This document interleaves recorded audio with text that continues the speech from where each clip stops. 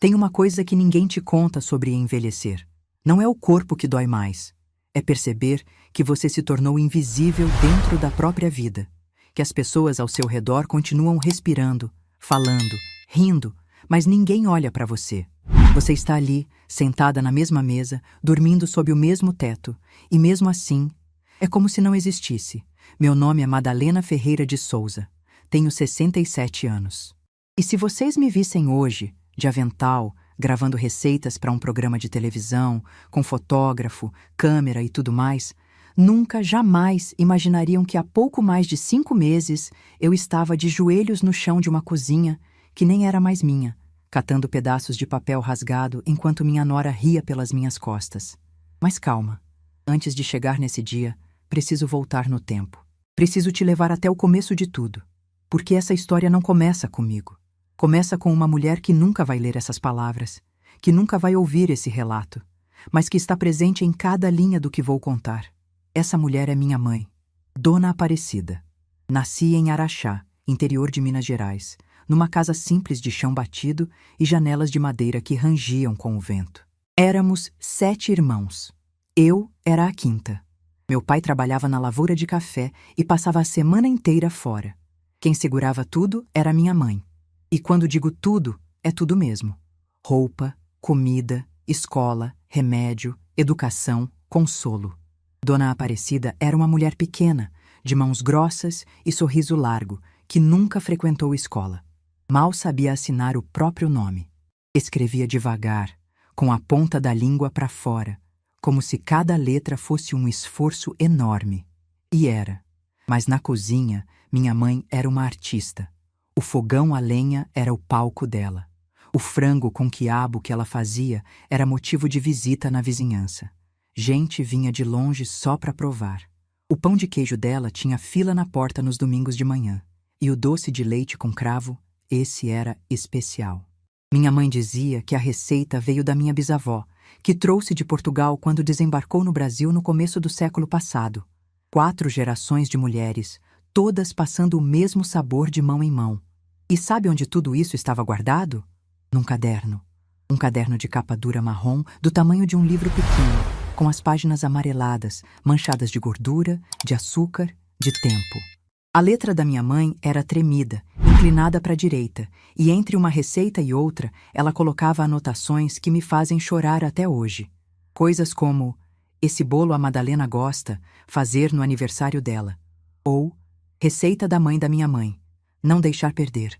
112 páginas. 112 páginas que resumiam não só receitas, mas a alma inteira de uma família. Minha mãe partiu há 23 anos. Uma condição no pulmão que foi se agravando devagar, silenciosa como ela sempre foi. Não deixou dinheiro, não deixou imóvel, não deixou joias.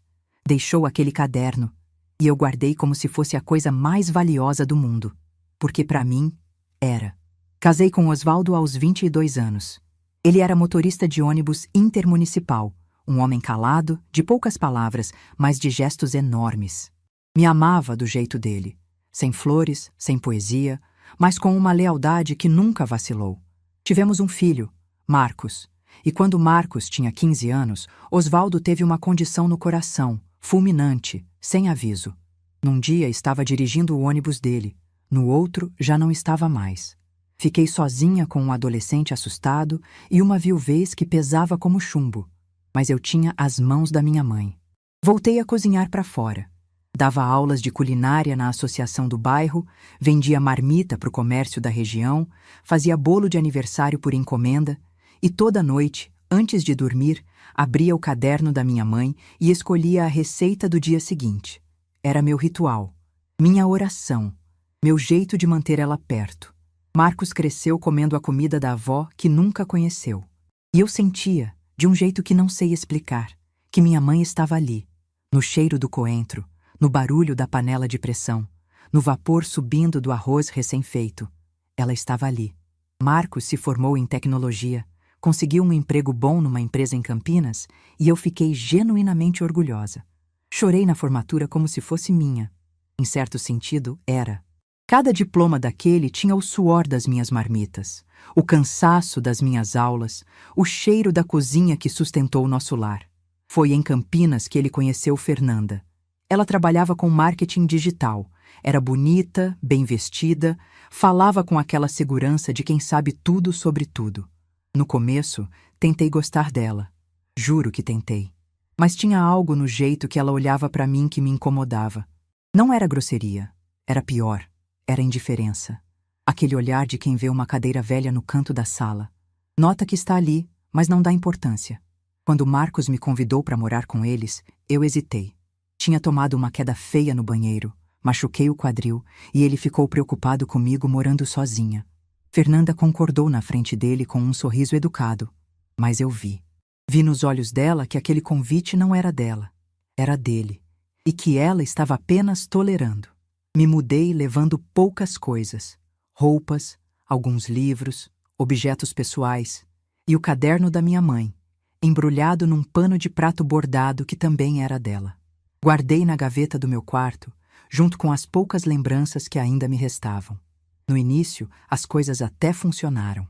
Eu cozinhava, limpava, organizava a casa enquanto eles trabalhavam. Quando meus netos nasceram, Pedro, hoje com 7 anos, e Alice, com 4, eu cuidei deles com o mesmo amor que cuidei do Marcos. Trocava fralda, dava banho, cantava para dormir. Era a avó presente, disponível, dedicada, e me sentia útil, me sentia viva. Mas aos poucos as coisas foram mudando. Primeiro foram os comentários sobre minha comida. Fernanda dizia que eu usava muito óleo, que minhas receitas eram pesadas demais, que ninguém come assim mais. Começou a trazer comida pronta do supermercado, sachês de tempero industrializado, coisas que minha mãe olharia com desconfiança. Quando eu insistia em cozinhar, ela abria todas as janelas da casa e reclamava que ficava com cheiro de gordura. Depois vieram os comentários sobre mim. Que eu andava devagar demais, que atrapalhava na hora do jantar, que as crianças estavam apegadas demais em mim. Uma vez ouvi ela falando com uma amiga no telefone, achando que eu não escutava, dizendo que era difícil ter uma pessoa idosa em casa que dava mais trabalho que as crianças. Cada frase era um alfinete. Pequeno, quase invisível, mas que ia furando devagar, dia após dia, até eu não sentir mais onde terminava a dor e onde começava o costume. Marcos, coitado, ficava no meio. Eu percebia que ele se sentia desconfortável, mas não sabia como mediar. Na dúvida, ficava do lado da esposa. É natural, eu dizia para mim mesma. É a ordem das coisas. Ele tem a família dele agora. Eu sou só a mãe. Comecei a me encolher. Literalmente. Passei a comer no quarto quando eles tinham visita. Evitava a sala quando Fernanda assistia televisão.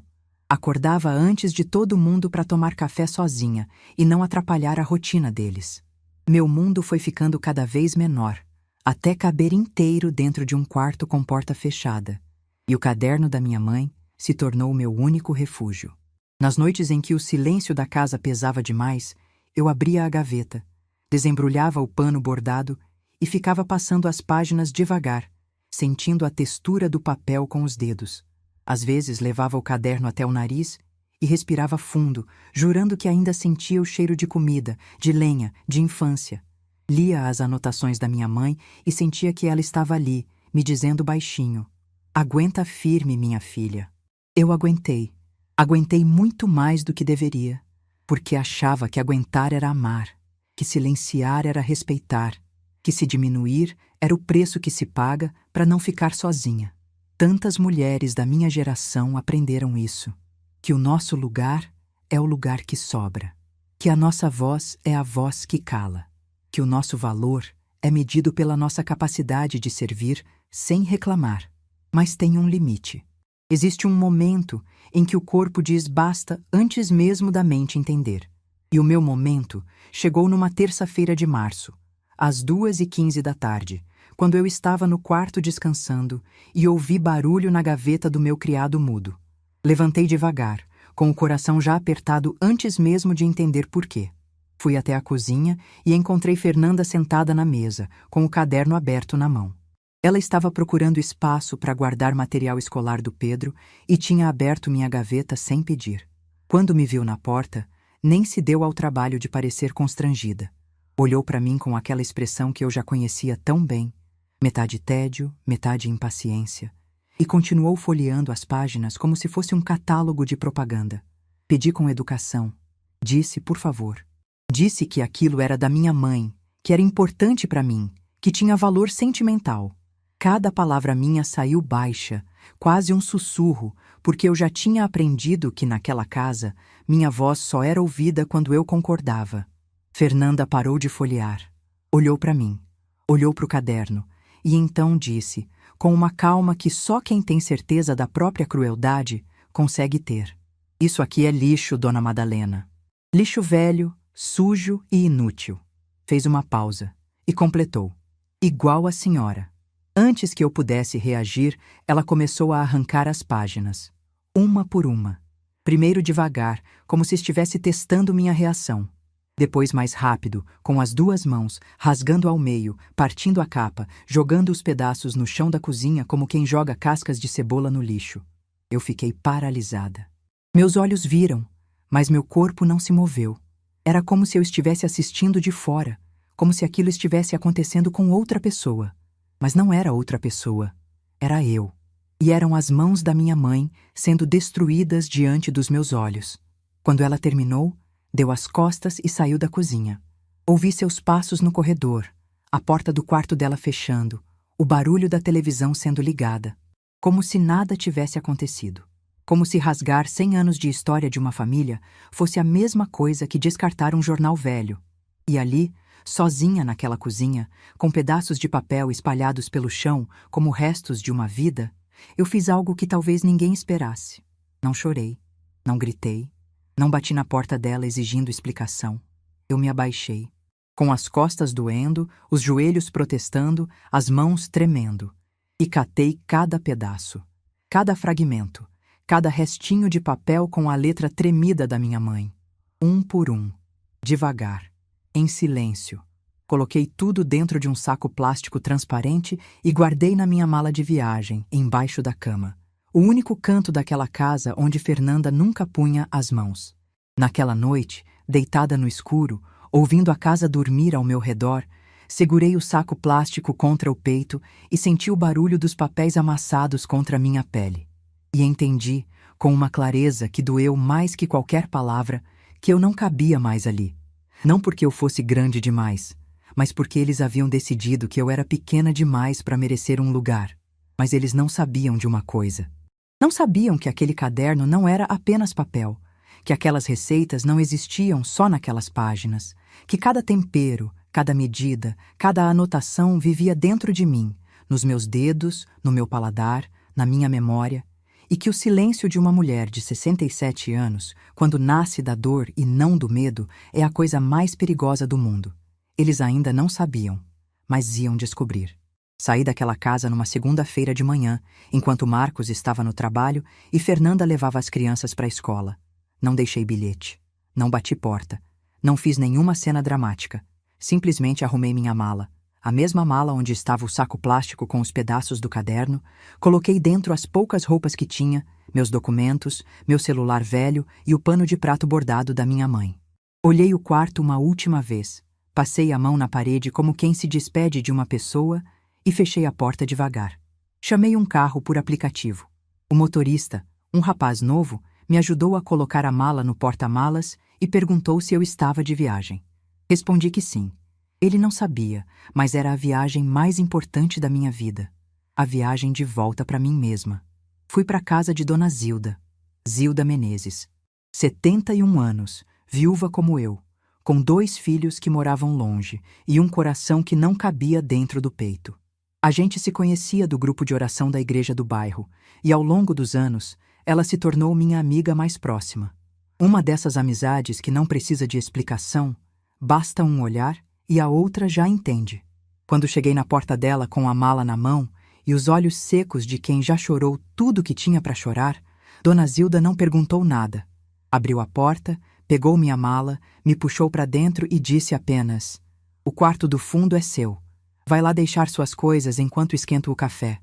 Ali, naquela casa simples, com cheiro de alfazema e som de rádio AM tocando sertanejo antigo, eu sentei na cama do quarto do fundo e respirei. Respirei de verdade. Pela primeira vez em anos, o ar entrou nos meus pulmões sem aquele peso, sem aquela sensação de que eu estava atrapalhando alguém só por existir. Dona Zilda me serviu café com bolo de fubá. O bolo dela era bom, mas não chegava aos pés do da minha mãe, e esse pensamento me fez sorrir pela primeira vez em dias. Sentamos na cozinha e eu contei tudo, cada detalhe. Desde os comentários de Fernanda sobre minha comida até o dia em que ela rasgou o caderno na minha frente. Falei sem chorar, sem levantar a voz, como quem conta uma história que aconteceu com outra pessoa. Mas Dona Zilda me conhecia. Ela sabia que quando eu ficava calma demais, era porque a dor estava funda demais para sair em lágrima. Quando terminei, ela ficou em silêncio por um tempo. Depois esticou o braço sobre a mesa, segurou minha mão e disse: Madalena, você fez a coisa certa. Mulher nenhuma nasceu para ser lixo de ninguém. Eu apertei a mão dela e senti, naquele aperto, mais amor do que havia sentido nos últimos 5 anos inteiros morando com meu próprio filho. Marcos me ligou naquela mesma noite. Quando chegou em casa e viu o quarto vazio, ficou desesperado. Me ligou 6 vezes antes de eu atender. Quando finalmente atendi, a primeira coisa que disse foi: Mãe, onde a senhora está? Fernanda disse que a senhora saiu sem avisar. Fernanda disse: Não, eu percebi. Não, eu senti falta. Fernanda disse, como se ele só soubesse que eu tinha ido embora porque outra pessoa contou. Respondi com calma. Disse que estava bem, que estava na casa de uma amiga, que não precisava se preocupar. Ele perguntou por que eu tinha saído assim, sem falar nada. E ali eu tive que fazer uma escolha. Podia contar o que Fernanda tinha feito, expor a situação, criar um conflito entre os dois. Ou podia simplesmente dizer a verdade sem apontar dedos. Escolhi a segunda opção. Disse: Marcos, eu preciso de um tempo para mim. Preciso de um espaço onde eu me sinta respeitada. Você entende isso? Ele ficou quieto do outro lado da linha. Acho que entendeu mais do que eu disse. Acho que, no fundo, ele sabia há muito tempo que as coisas não estavam bem. Mas era mais fácil fingir que não via do que ter que escolher entre a mãe e a esposa. Antes de desligar, ele disse: A senhora quer que eu vá aí? Respondi que não, que eu ligava quando estivesse pronta. E desliguei. Nos dias seguintes, comecei minha rotina na casa de Dona Zilda. Ela me deu espaço sem me deixar sozinha. A gente dividia as tarefas da casa, cozinhava junto, assistia novela à noite. Parecia bobagem, mas aquela normalidade era exatamente o que eu precisava. Não queria drama. Não queria pena. Queria apenas viver um dia de cada vez sem sentir que estava sobrando. Mas à noite, quando Dona Zilda já tinha ido dormir e a casa ficava em silêncio, eu tirava o saco plástico de dentro da mala e sentava na cama com ele no colo. Abria devagar, como se estivesse abrindo um presente, e espalhava os pedaços de papel sobre o colchão. Eram dezenas, talvez centenas, de fragmentos. Alguns grandes, do tamanho da palma da mão. Outros tão pequenos que mal dava para ler uma palavra. Tinha pedaço com a letra da minha mãe, pedaço com mancha de gordura, pedaço com a borda amarelada do tempo. Na primeira noite, fiquei apenas olhando, separando, tentando identificar que pedaço pertencia a qual página. Era como montar um quebra-cabeça sem ter a imagem da caixa. Só que esse quebra-cabeça era a memória da minha família inteira. Na segunda noite, comprei fita adesiva transparente na farmácia da esquina e comecei a juntar os primeiros pedaços. Minhas mãos tremiam. Não de fraqueza, mas de emoção. Cada vez que 2 fragmentos se encaixavam e eu conseguia ler uma frase completa da minha mãe, meu coração acelerava. Era como se ela estivesse voltando, pedaço por pedaço, palavra por palavra. A receita do frango com quiabo foi a primeira que consegui restaurar inteira. Faltava um cantinho no canto inferior direito, onde minha mãe tinha escrito algo que não dava mais para ler. Mas eu sabia de cor o que estava ali. Não esquecer o coentro no final. O Osvaldo gosta. Ela tinha escrito o nome do meu marido. Do homem que se sentava à mesa e comia aquele frango como se fosse a melhor coisa do mundo. Quando li aquilo, ou melhor, quando lembrei daquilo, a lágrima veio. Silenciosa, escorrendo pelo canto do olho, caindo em cima da fita adesiva que eu estava cortando. A cada noite, eu restaurava um pouco mais. 3 páginas na primeira semana, 5 na segunda. O processo era lento porque eu tinha medo de estragar ainda mais os pedaços. Meus dedos, grossos e envelhecidos, precisavam de paciência para manusear aqueles fragmentos delicados. Às vezes passava uma hora inteira tentando alinhar 2 pedacinhos de papel que não queriam se encaixar. Dona Zilda descobriu o que eu fazia quando acordou de madrugada para ir ao banheiro e viu a luz acesa no meu quarto. Abriu a porta devagar e me encontrou sentada na cama, rodeada de pedaços de papel, com a fita adesiva nos dentes e os óculos na ponta do nariz. Ela ficou parada na porta por um tempo, me observando. Depois entrou, sentou na cama do meu lado e, sem dizer uma palavra, começou a me ajudar a separar os pedaços por tamanho. A partir daquela noite, restaurar o caderno virou nosso projeto conjunto. Dona Zilda não entendia de receitas. Ela mesma admitia que era um desastre na cozinha, mas entendia de paciência e de amizade. Ela segurava os pedaços enquanto eu colava, lia em voz alta as anotações da minha mãe para eu confirmar se estavam certas. E nas noites em que eu ficava emocionada demais para continuar, ela guardava tudo com cuidado e dizia: "Amanhã a gente continua. Sua mãe não vai a lugar nenhum." Foram semanas. Semanas de madrugadas mal dormidas, de olhos cansados, de costas doloridas de ficar curvada sobre a cama. Mas cada página reconstruída era uma pequena vitória. Quando consegui restaurar a receita do pão de queijo da minha avó, aquela que minha mãe tinha copiado com tanto cuidado, com a anotação "Receita da mamãe", copiei igualzinho. Eu segurei a página contra o peito e fechei os olhos. E juro para vocês, senti o cheiro. O cheiro do pão de queijo saindo do forno, o cheiro da cozinha da minha infância, o cheiro da minha mãe. Provavelmente era coisa da minha cabeça, mas não me importava. Naquele momento era real. Teve páginas que eu não consegui reconstruir. Pedaços que se perderam, que ficaram pequenos demais, que se desmancharam quando eu tentei colar. Nesses casos, eu fechava os olhos e buscava na memória. Buscava a voz da minha mãe me ensinando na cozinha, as medidas que ela falava de cor. Uma xícara bem cheia, um punhado generoso. Mexe até sentir que tá no ponto. E eu escrevia. Na minha própria letra, nos espaços vazios, completando o que Fernanda havia destruído com o que ninguém poderia arrancar de mim: a memória. Ao final de quase 2 meses, eu tinha um caderno. Não era o mesmo caderno, claro. A capa original estava partida ao meio, remendada com fita adesiva. As páginas tinham cicatrizes visíveis, linhas de fita transparente cruzando as palavras, cantos faltando, trechos reescritos à mão. Era um caderno ferido, marcado, imperfeito, mas estava inteiro. E de alguma forma era mais bonito do que antes. Porque agora ele carregava não só a história das mulheres da minha família, mas também a minha história. A história de uma mulher que se recusou a deixar morrer o que tentaram destruir. Marcos apareceu na casa de Dona Zilda 3 vezes durante esses 2 meses. Na primeira vez, tentou me convencer a voltar. Disse que Fernanda estava arrependida, que as coisas iam melhorar. Eu perguntei se Fernanda tinha contado para ele sobre o caderno. Ele desviou o olhar. Tinha contado sim, mas uma versão diferente. Disse que o caderno tinha caído e rasgado e que eu tinha exagerado na reação.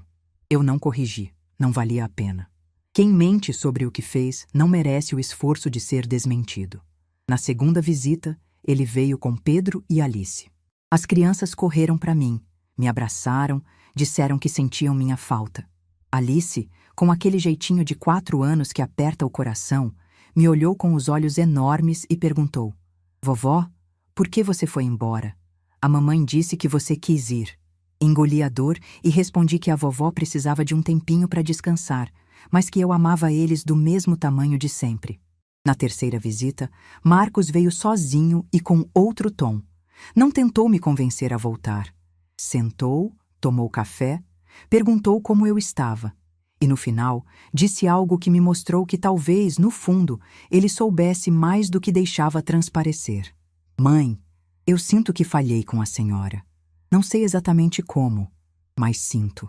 Eu olhei para ele, para o meu menino de 42 anos que ainda tinha os olhos do pai, e disse: "Quando você souber exatamente como, a gente conversa." Ele saiu sem insistir. E eu voltei para o meu quarto, para o meu caderno remendado, para o meu silêncio, que já não era mais de dor. Era de reconstrução. Porque era isso que eu estava fazendo, vocês entendem? Não estava só restaurando um caderno, estava me restaurando. Cada pedaço de papel que eu colava era um pedaço de mim que eu colocava de volta no lugar. A Madalena que cozinhava de madrugada para sustentar o filho. A Madalena que vendia marmita com orgulho. A Madalena que tinha valor, que tinha história, que tinha algo para oferecer ao mundo. Eu estava juntando essa mulher de volta, pedaço por pedaço, fita por fita, noite por noite. E foi exatamente nesse momento, quando o caderno estava finalmente restaurado e eu achava que a história acabava ali, com uma avó recomeçando a vida na casa de uma amiga, que Dona Zilda entrou no quarto com um jornal na mão, os olhos brilhando, e disse 6 palavras que mudaram minha vida para sempre. Madalena, você precisa ver isso aqui. O jornal estava aberto na página 6. Dona Zilda colocou na minha frente com aquele brilho no olhar de quem encontrou ouro no meio do quintal. Eu sequei as mãos no pano de prato, coloquei os óculos e li devagar, porque meus olhos já não acompanham a pressa do mundo. Festival de Cultura Popular de Campinas abre inscrições para concurso inédito, Receitas de Família. Cadernos, anotações e receitas passadas de geração em geração serão avaliadas não apenas pelo sabor, mas pela história por trás de cada prato. Parceria entre o SESC, a Secretaria de Cultura e uma emissora de televisão de alcance nacional. Prêmio: publicação em livro de culinária regional, participação em programa especial sobre patrimônio culinário brasileiro e bolsa de incentivo cultural. Levantei os olhos do jornal e olhei para Dona Zilda como se ela tivesse me mostrado um bilhete de loteria. Ela estava sorrindo com todos os dentes, as mãos juntas na frente do corpo, como uma criança esperando permissão para abrir o presente de Natal. Eu devolvi o jornal e disse: Zilda, isso não é para mim. Ela perdeu o sorriso na hora. Puxou uma cadeira, sentou na minha frente e disse com aquela firmeza que só mulher de 71 anos tem: Madalena Ferreira de Souza, me escuta bem. Você passou 2 meses reconstruindo aquele caderno de madrugada. 2 gerações antes da sua mãe já cozinhavam essas receitas. 4 gerações de mulheres, Madalena. 4. Se isso não é uma receita de família, então esse concurso não existe para ninguém. Eu fiquei em silêncio. Porque, no fundo, o problema não era o concurso. O problema era eu. Era o que eu pensava sobre mim mesma. Depois de anos ouvindo que minha comida era pesada demais, que minhas receitas eram antiquadas, que eu era um estorvo, meu cérebro tinha gravado uma mensagem que eu repetia sem perceber. Você não é boa o suficiente. Fernanda não tinha rasgado apenas um caderno, tinha rasgado a imagem que eu fazia de mim mesma. E juntar os pedaços de papel era uma coisa. Juntar os pedaços da minha autoestima era outra completamente diferente. Dona Zilda percebeu minha hesitação e não insistiu naquele dia. Mas no dia seguinte, quando acordei, encontrei o caderno restaurado em cima da mesa da cozinha, aberto na página do frango com quiabo, com um bilhete do lado escrito com a letra redonda dela. Sua mãe não te ensinou a cozinhar para você guardar isso numa gaveta. Te ensinou para você alimentar o mundo. Li aquele bilhete 3 vezes. Na terceira chorei. Não de tristeza. De algo que eu tinha esquecido que existia. Orgulho de quem eu era. Naquela tarde, liguei para o número que estava no jornal. Uma moça atendeu, muito simpática. Explicou as regras do concurso. Precisava enviar até 3 receitas originais de família, acompanhadas de uma carta contando a história por trás delas e, se possível, o material original, cadernos, anotações, qualquer registro físico. Perguntei se o material precisava estar em boas condições. Ela disse que não, que o estado do material fazia parte da história. Quando desliguei, fiquei olhando para o caderno. Aquela capa marrom partida ao meio, remendada com fita adesiva. Aquelas páginas com cicatrizes transparentes cruzando as palavras da minha mãe. E pensei, se tem algo que esse caderno sabe fazer, é contar uma história. Mesmo rasgado, mesmo ferido. Talvez justamente por ser ferido. Escolhi 3 receitas. O frango com quiabo da minha mãe, porque era a alma da cozinha dela. O prato que reunia a família inteira ao redor da mesa. O pão de queijo da minha avó, porque era a receita que minha mãe copiou com tanto carinho, com a anotação Receita da mamãe, copiei igualzinho, que me fazia sentir 3 gerações de mãos trabalhando junto. E o doce de leite com cravo da minha bisavó, o que veio de Portugal, que cruzou o oceano dentro da memória de uma mulher que eu nunca conheci, mas que de alguma forma vive em cada colherada. A carta foi a parte mais difícil. Sentei para escrever e as palavras não vinham. Como resumir 4 gerações em uma página? Como explicar que aquele caderno não era papel, era gente? Tentei 3 vezes e rasguei todas. Dona Zilda, que estava passando roupa na sala, ouviu o barulho do papel sendo amassado e veio até a cozinha. Perguntou o que estava acontecendo. Eu disse que não conseguia escrever, que as palavras saíam erradas, que eu não tinha estudo suficiente para colocar aquilo no papel de um jeito que fizesse sentido. Dona Zilda desligou o ferro de passar, sentou na cadeira ao meu lado e disse: "Para de tentar escrever bonito. Escreve do jeito que você me contou, como se estivesse conversando com alguém. Porque foi assim que sua mãe te ensinou essas receitas, conversando, não escrevendo tese. E foi o que eu fiz. Parei de tentar impressionar e comecei a conversar com o papel. Contei sobre minha mãe, sobre a cozinha de Araxá, sobre o fogão a lenha que era o palco dela. Contei sobre as 4 gerações de mulheres que passaram o mesmo sabor de mão em mão. Contei sobre o caderno, as 112 páginas, a letra tremida, as manchas de gordura que eram marcas de amor. Não mencionei Fernanda. Não mencionei a humilhação. Não mencionei o dia em que ele foi rasgado. Contei apenas a beleza. Porque aquele concurso merecia conhecer a luz, não a sombra. Coloquei tudo dentro de um envelope pardo. As 3 receitas copiadas à mão com minha melhor letra, a carta e fotografias do caderno original que Dona Zilda tirou com o celular dela. Fui até o correio num sábado de manhã. Segurei o envelope contra o peito por um instante antes de entregar ao funcionário, e quando ele carimbou o comprovante de envio, senti como se tivesse despachado um pedaço da minha alma pelo mundo. E depois veio a espera. 3 semanas. 3 semanas que pareceram 3 anos. Eu acordava todo dia olhando para o celular, esperando uma ligação, um e-mail, qualquer sinal. Dona Zilda dizia que eu parecia adolescente esperando o resultado de vestibular. E talvez fosse mesmo isso, porque pela primeira vez em muito tempo eu tinha feito algo por mim. Não por Marcos, não pelos netos, não pela família, por mim. E a possibilidade de não ser escolhida me assustava mais do que eu gostaria de admitir. No 18º dia, o telefone tocou. Número desconhecido, código de Campinas. Atendi com a mão tremendo. Uma voz feminina do outro lado, profissional mas calorosa, disse que estava ligando em nome da organização do Festival de Cultura Popular. Perguntou se estava falando com a senhora Madalena Ferreira de Souza, responsável pela inscrição número 247. Eu confirmei, segurando o telefone com as 2 mãos para não deixar cair.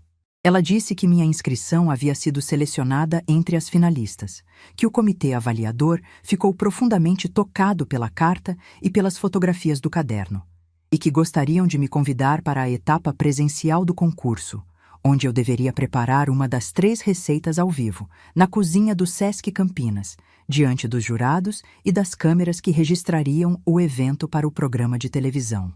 Quando desliguei, minhas pernas cederam. Sentei na cadeira da cozinha e fiquei olhando para o nada. Dona Zilda veio correndo do quarto, achando que eu tinha recebido uma notícia ruim. Quando viu meu rosto, entendeu. Gritou tão alto que o vizinho bateu na parede achando que tinha acontecido alguma coisa. Ela me abraçou com uma força que não combinava com seus 71 anos e disse: eu sabia, Madalena. Sua mãe sabia. Mas entre a alegria e o dia do concurso, havia um obstáculo que quase me impediu de ir.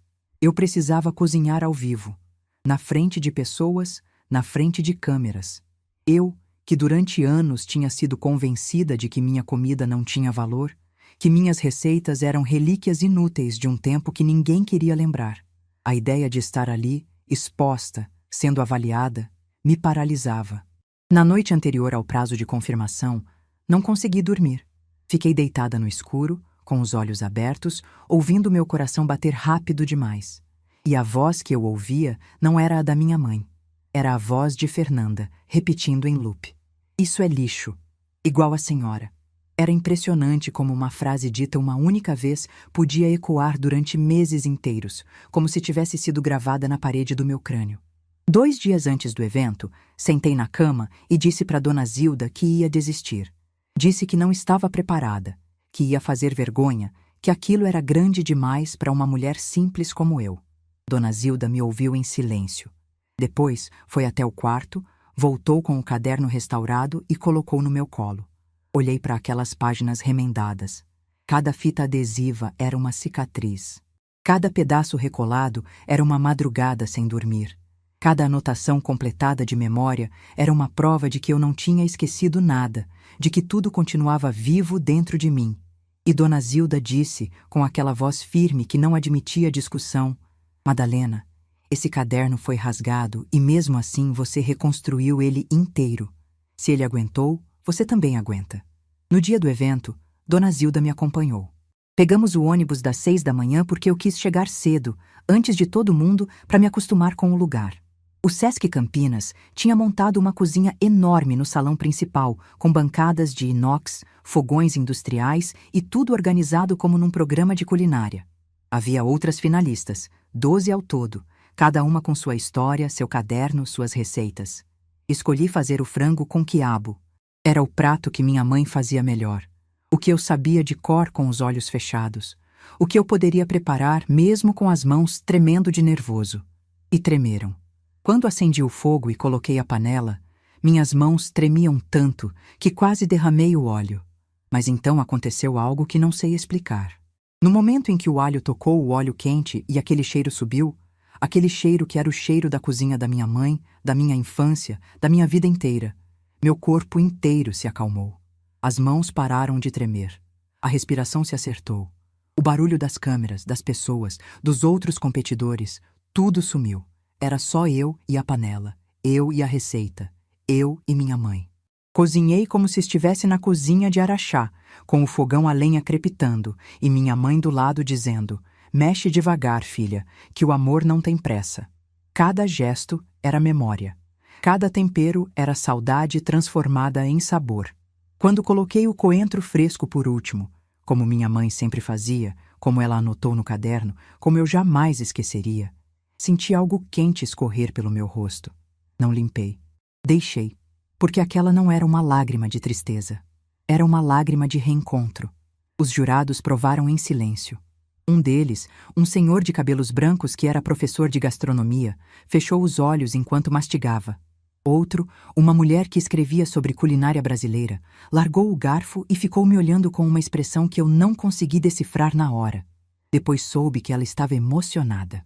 Quando a avaliação terminou, me disseram que o resultado sairia em 2 semanas. Voltei para casa de Dona Zilda exausta, com cheiro de tempero no cabelo e no avental, e dormi 12 horas seguidas. Foi o sono mais tranquilo que eu tive em meses. Porque, independente do resultado, eu sabia que tinha feito algo que ninguém podia tirar de mim. Eu tinha cozinhado para minha mãe, na frente do mundo inteiro, com o caderno que tentaram destruir. E enquanto eu dormia, sem saber, do outro lado da cidade, uma equipe de produção de televisão estava assistindo à filmagem do concurso. E quando chegaram no trecho em que eu cozinhava com lágrimas no rosto, segurando o caderno remendado com fita adesiva, a produtora parou o vídeo, olhou para a equipe e disse 4 palavras que mudariam minha vida para sempre. Essa é a nossa matéria. O resultado do concurso saiu numa quinta-feira, às 10 da manhã. Eu estava na cozinha de Dona Zilda, lavando louça quando o telefone tocou. Sequei as mãos no avental, o mesmo avental da minha mãe que eu tinha trazido na mala, e atendi. Era a mesma moça que havia me ligado antes, da organização do festival. Só que dessa vez a voz dela estava diferente. Tinha uma alegria contida, como quem segura um segredo que está prestes a explodir. Ela disse: Dona Madalena, é com enorme satisfação que informo que a senhora foi a grande vencedora do primeiro concurso Receitas de Família do Festival de Cultura Popular de Campinas. Eu não respondi. Fiquei parada com o telefone na orelha e a boca aberta, sem som saindo, igual peixe fora d'água. A moça deve ter achado que a ligação tinha caído porque chamou meu nome 2 vezes. Eu finalmente consegui dizer: repete isso, por favor. Repete porque eu preciso ter certeza de que ouvi direito. Ela repetiu. E acrescentou. O comitê avaliador escolheu minha inscrição por unanimidade. Disseram que as receitas eram extraordinárias, que a carta era a coisa mais bonita que tinham recebido no concurso inteiro e que o caderno restaurado era um testemunho vivo do patrimônio culinário brasileiro. As 3 receitas seriam publicadas num livro especial organizado pelo SESC. Eu receberia uma bolsa de incentivo cultural. E mais, a equipe de produção da emissora de televisão parceira do evento queria gravar uma matéria especial sobre mim e sobre o caderno, para ser exibida no programa da manhã com alcance nacional. Quando desliguei, sentei no chão da cozinha. Literalmente. Minhas pernas simplesmente se recusaram a me sustentar. Dona Zilda veio correndo, achou que eu tinha passado mal, e quando contei o que havia acontecido, ela sentou do meu lado no chão e nós 2 ficamos ali, rindo e chorando ao mesmo tempo, como 2 meninas. 2 senhoras de quase 70 anos sentadas no chão frio da cozinha, rindo de felicidade. Se alguém tivesse tirado uma foto daquele momento, seria a imagem mais bonita da minha vida. As semanas seguintes foram um turbilhão. A equipe de televisão entrou em contato comigo para agendar a gravação. Uma produtora chamada Renata veio me visitar na casa de Dona Zilda, conhecer minha história, entender o contexto. Era uma mulher jovem, de uns 30 e poucos anos, cabelo preso num coque, caderninho na mão, que fazia perguntas com uma delicadeza que me desarmou completamente. Ela perguntou sobre minha mãe, sobre a cozinha de Araxá, sobre as receitas. Eu contei tudo com prazer, mostrando o caderno restaurado página por página. Renata fotografava cada detalhe, cada fita adesiva, cada anotação. E então ela perguntou algo que me pegou desprevenida. Dona Madalena, como o caderno ficou nesse estado? O que aconteceu com ele? Eu hesitei. Até aquele momento, não tinha contado para ninguém de fora, além de Dona Zilda, a verdade sobre como o caderno foi rasgado. Na carta do concurso, falei apenas da beleza das receitas, não da dor. Mas Renata me olhava com aqueles olhos sinceros, esperando, sem pressionar. E algo dentro de mim decidiu que era a hora.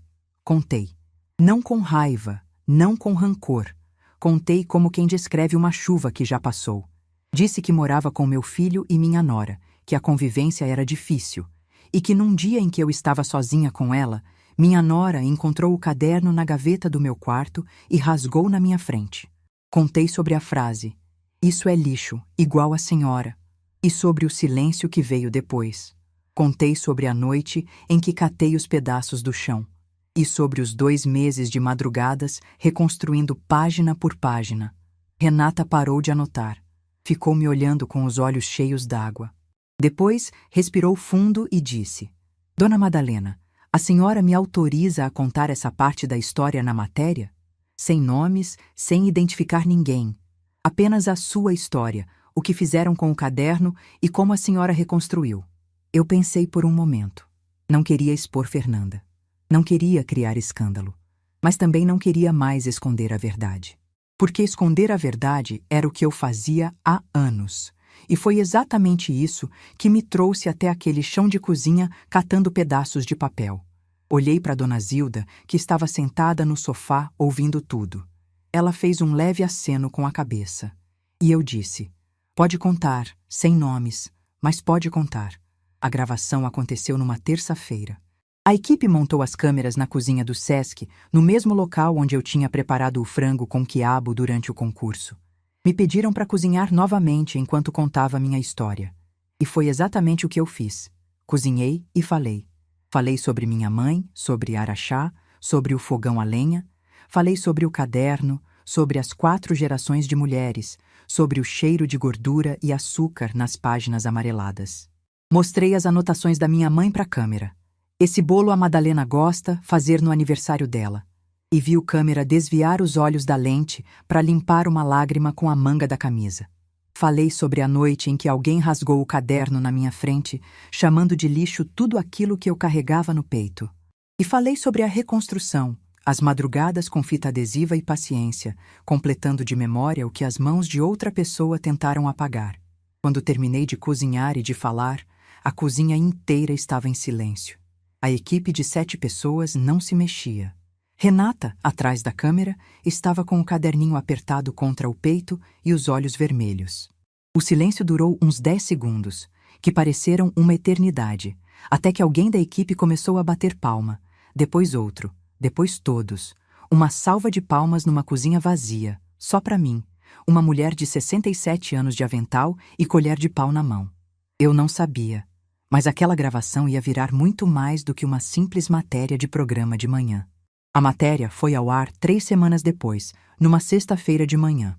Eu e Dona Zilda assistimos juntas na sala dela, de mãos dadas no sofá como 2 irmãs, com café e bolo de fubá na mesa de centro, porque era assim que a gente celebrava tudo naquela casa. A matéria durou quase 12 minutos, o que é uma eternidade em televisão. Mostraram o caderno restaurado em close, cada fita adesiva visível, cada cicatriz de papel iluminada pela luz do estúdio. Mostraram minhas mãos cozinhando, temperando, mexendo. Mostraram as páginas com a letra da minha mãe, as anotações carinhosas, as receitas de 4 gerações. E mostraram meu rosto quando eu falei sobre a noite em que rasgaram o caderno. A câmera estava tão perto que dava para ver o reflexo da luz nos meus olhos. Aquele brilho que não era de lágrima, era de algo mais profundo. Era de uma mulher que tinha escolhido não se deixar destruir. A apresentadora, antes de encerrar a matéria, segurou o caderno restaurado nas mãos. Eu havia emprestado o original para a gravação e disse para a câmera com a voz embargada: "Este caderno foi chamado de lixo. Foi rasgado diante dos olhos de quem mais o amava. Mas está aqui, inteiro, restaurado pela mesma mulher que tentaram quebrar. Dona Madalena nos ensina hoje que o que carregamos dentro de nós é indestrutível." Dona Zilda apertou minha mão tão forte que doeu. Eu não conseguia falar. Minha mãe estava na televisão. As receitas dela, a letra dela, o legado dela. Na frente de milhões de pessoas. E pela primeira vez, o mundo inteiro estava vendo o que eu sempre soube. Aquilo não era lixo. Nunca foi. O que aconteceu nas horas seguintes eu não esperava. O celular de Dona Zilda começou a tocar sem parar. Eu ainda usava meu celular velho que quase não recebia nada. Vizinhos, conhecidos, gente do grupo da igreja, todo mundo tinha assistido. A matéria caiu nas redes sociais e começou a circular. Pessoas compartilhavam trechos, comentavam, marcavam outras pessoas. Uma frase da matéria virou uma espécie de lema na internet. O que carregamos dentro de nós é indestrutível. No meio daquela euforia, às 11h42 da manhã, meu celular velho vibrou. Olhei para a tela. Era Fernanda. Meu corpo inteiro gelou. Não de medo, de algo que eu não consigo nomear até hoje. Fiquei olhando para a tela vibrando na minha mão, vendo o nome dela piscando, e imaginei a cena do outro lado. Fernanda em casa, talvez tomando café, ligando a televisão como fazia toda manhã. E, de repente, meu rosto na tela. O caderno que ela rasgou, restaurado e famoso, sendo segurado por uma apresentadora de rede nacional. A manchete falando em patrimônio culinário, em 4 gerações, em algo que alguém chamou de lixo e que o mundo inteiro estava chamando de tesouro. Imaginei o sangue dela gelando, imaginei ela reconhecendo as páginas, a capa marrom partida, a fita adesiva. Imaginei ela entendendo, talvez pela primeira vez, o peso do que havia feito. O telefone vibrou 6 vezes, 6 chamadas em menos de 15 minutos. Eu não atendi nenhuma. Não atendi porque não tinha nada para dizer. Não por raiva. Eu já não sentia a raiva de Fernanda. Sentia algo pior, algo mais definitivo. Indiferença.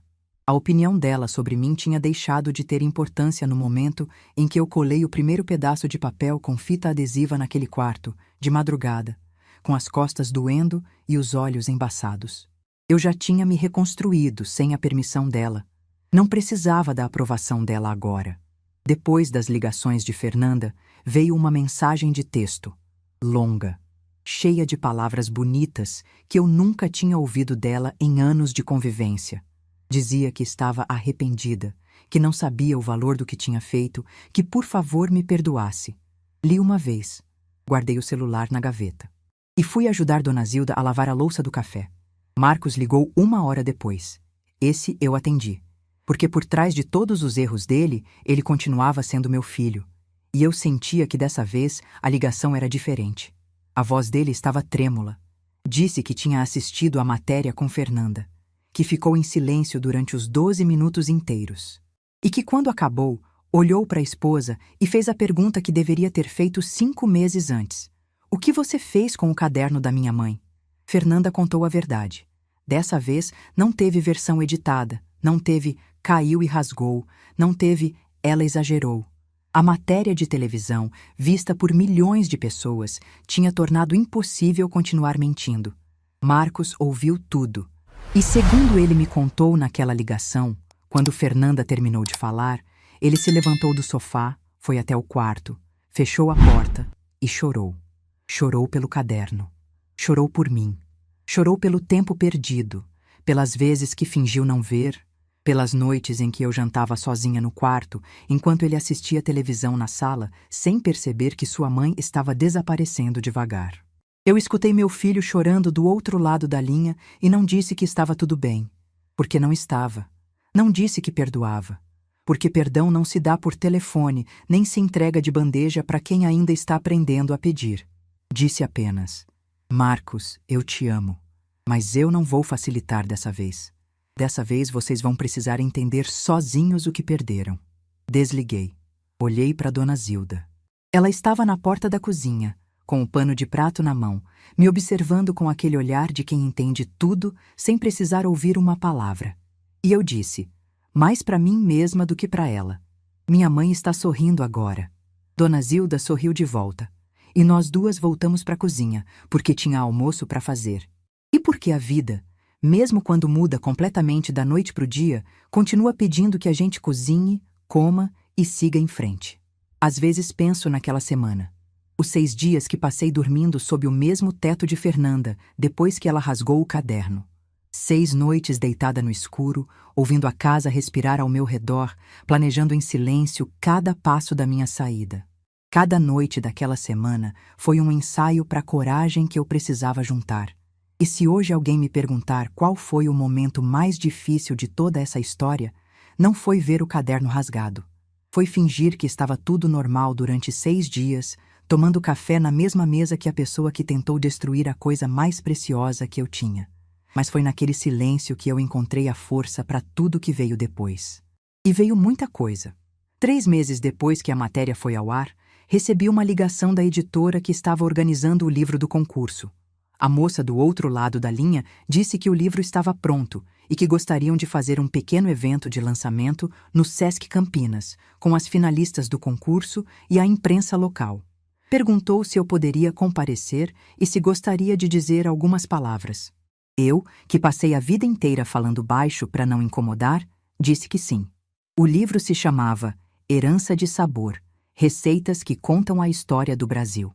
Era um livro bonito, capa dura, com fotografias coloridas de cada receita e a história por trás de cada família. Quando Dona Zilda e eu fomos buscar os exemplares na editora, uma semana antes do lançamento, segurei aquele livro nas mãos e precisei sentar. Na página 47 estava o frango com quiabo, na 49, o pão de queijo, na 51, o doce de leite com cravo. E no topo de cada página, em letras bonitas, estava escrito: Receitas da família Ferreira, transmitidas por Dona Aparecida, registradas por Madalena. O nome da minha mãe, impresso, num livro de verdade, nas prateleiras das livrarias de Campinas. Dona Zilda me olhou e disse: Sua mãe virou autora, Madalena.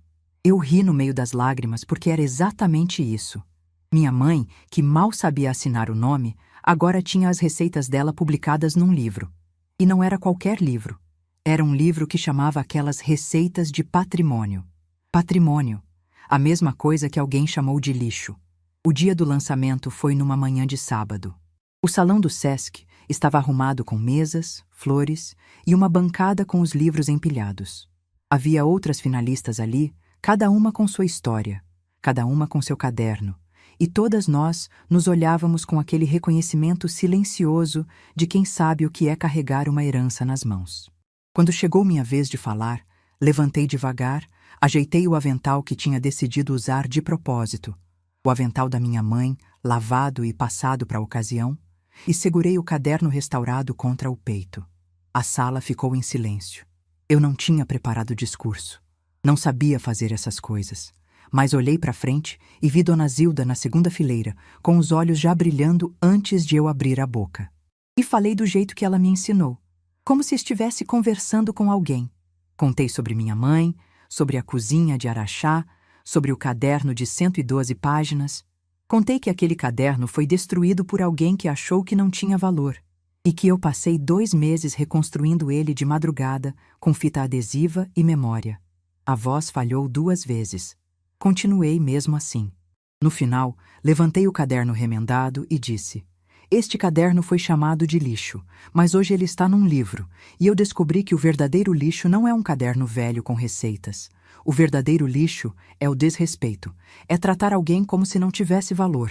Isso sim, não merece ser guardado." A sala inteira ficou de pé. Eu, que passei anos sendo invisível dentro da minha própria casa, estava sendo aplaudida por uma sala cheia de desconhecidos que viam em mim algo que minha própria família demorou para enxergar. Depois do evento, a organizadora do concurso me procurou com uma proposta que eu não esperava. Disse que a repercussão da minha história tinha sido tão grande que o SESC queria criar uma oficina permanente de culinária tradicional, voltada para pessoas da terceira idade, e queriam que eu fosse a instrutora. 2 vezes por semana, ensinando as receitas do caderno para outras mulheres e homens que, como eu, carregavam sabores de família que estavam se perdendo com o tempo. Eu aceitei antes mesmo dela terminar de falar. Com a bolsa de incentivo cultural e as aulas no SESC, consegui alugar um apartamento pequeno no centro de Campinas. 2 quartos, uma cozinha que dava para o gasto e uma janela na sala de onde eu via o movimento da rua. Não era grande, não era luxuoso, mas era meu. O primeiro espaço que era só meu em décadas. Quando terminei de organizar a cozinha do apartamento novo, coloquei o caderno restaurado numa prateleira de madeira que comprei especialmente para ele.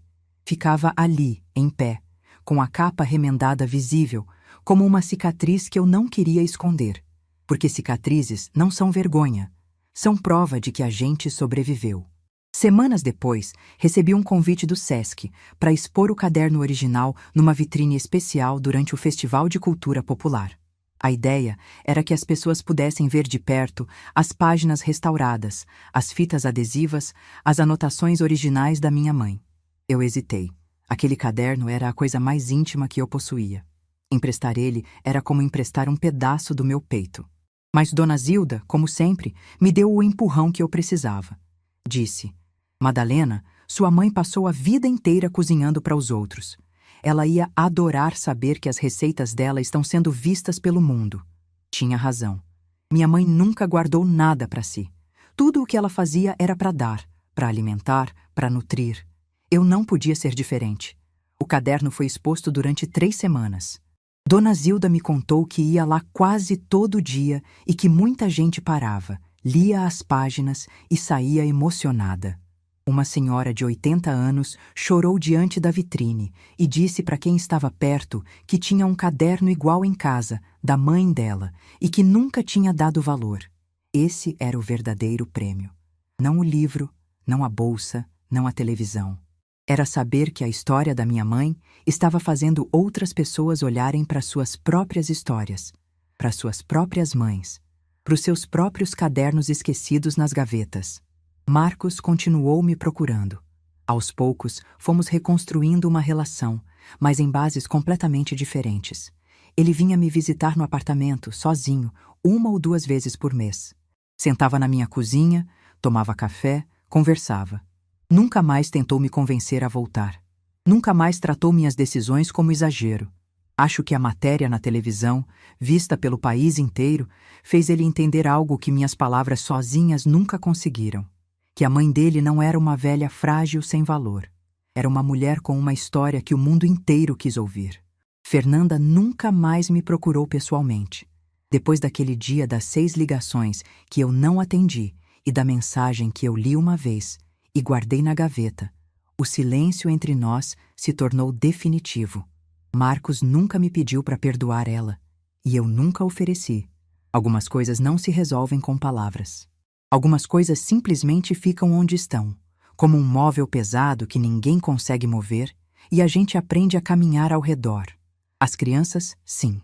Pedro e Alice continuaram na minha vida. Marcos passou a trazê-los no primeiro sábado de cada mês. E foi numa dessas visitas que aconteceu algo que eu guardo como o momento mais bonito de toda essa jornada. Pedro, com seus 7 anos e aquela curiosidade que só criança tem, viu o caderno na prateleira e pediu para ver. Eu tirei com cuidado, sentei com ele na mesa da cozinha e fui mostrando as páginas. Ele passava o dedo nas fitas adesivas e perguntava o que era cada marca. Expliquei que o caderno tinha se machucado e que eu tinha consertado. Ele olhou para mim com aqueles olhos grandes e disse: "Vovó, isso aqui é tipo um tesouro, né? Igual nos filmes." Eu segurei o rosto dele com as 2 mãos e disse: "É sim, meu amor. É o maior tesouro que a vovó tem." Alice, do lado, puxou minha manga e perguntou se podia provar a comida do tesouro. Naquela tarde, pela primeira vez, cozinhei o frango com quiabo da minha mãe para meus netos. Pedro repetiu o prato 2 vezes. Alice comeu o arroz com o caldo e disse que era o melhor caldo do mundo. E eu ali, de avental, mexendo a panela, olhei para aquela cena e vi o que minha mãe via quando cozinhava para nós em Araxá. Uma família ao redor da mesa, alimentada não só de comida, mas de história, de pertencimento, de amor que atravessa o tempo. Na semana em que completei 68 anos, Dona Zilda organizou uma festa no meu apartamento. Vieram as amigas do SESC, os alunos das oficinas de culinária, vizinhos novos que eu tinha feito no prédio. Marcos veio com as crianças. A sala estava cheia de gente que gostava de mim. Não porque eu era útil, não porque eu cuidava de alguém, mas porque eu era eu, Madalena. Não a mãe do Marcos, não a avó do Pedro e da Alice. Apenas Madalena. Dona Zilda, que tinha preparado o bolo, e dessa vez eu admito que ficou muito bom, fez um brinde. Levantou o copo de suco e disse: "Madalena, você é a prova de que nunca é tarde para ser quem a gente nasceu para ser. E eu tenho orgulho de ser sua amiga." Eu levantei o copo e respondi: "Zilda, se eu estou aqui hoje é porque você abriu uma porta quando o mundo inteiro estava fechando as dele. Esse livro, esse apartamento, essa vida nova, tem o seu nome em cada página." Ela chorou. Eu chorei. Todo mundo chorou. E depois rimos, porque é isso que mulheres fortes fazem. Choram, limpam o rosto e voltam para a mesa. Hoje, quase 1 ano depois daquele dia em que encontrei meu caderno rasgado no chão da cozinha, eu posso dizer com toda a certeza do mundo que aquele foi o pior e o melhor dia da minha vida. O pior porque doeu como nada jamais tinha doído. O melhor porque foi ali, de joelhos naquele chão, catando pedaços de papel com as mãos tremendo, que eu finalmente acordei. Acordei de um sono de décadas, um sono feito de silêncio e obediência, de me diminuir para caber nos espaços que os outros decidiam que eu merecia. O caderno da minha mãe está de volta na minha prateleira. Remendado, cicatrizado, imperfeito. Igual a mim. E toda vez que eu passo por ele, passo a mão na capa como quem faz carinho no rosto de alguém que ama. Porque é isso que ele é. É o rosto da minha mãe, da minha avó, da minha bisavó. São 4 gerações de mulheres que cozinharam com as mãos e amaram com a alma. E nenhuma delas, nenhuma, era lixo. Semana passada, uma aluna nova chegou na minha oficina do SESC. Uma senhora de 73 anos, tímida, com um caderninho enrolado dentro da bolsa. Quando perguntei se ela tinha trazido alguma receita de família, ela abriu a bolsa devagar, tirou o caderninho e disse baixinho, quase com vergonha: "Trouxe, mas não sei se presta. Minha filha diz que essas receitas antigas não valem nada." Eu olhei para ela. Olhei para o caderninho. E senti meu coração apertar de um jeito que só quem já ouviu essas palavras entende. Segurei as mãos dela, olhei nos olhos e disse: "Minha senhora, me deixa contar uma história. Uma história sobre um caderno que alguém chamou de lixo." Ela ficou. Ouviu tudo. E quando terminei de contar, ela estava chorando. Mas não de tristeza, de alívio, de perceber que não estava sozinha. De saber que o caderninho dela, com suas páginas amareladas e suas receitas escritas à mão, também era um tesouro. E é por isso que eu conto essa história. Não para expor ninguém. Não para me vingar de ninguém, mas porque em algum lugar, agora mesmo, tem uma mulher com um caderno velho dentro da gaveta, achando que não tem valor.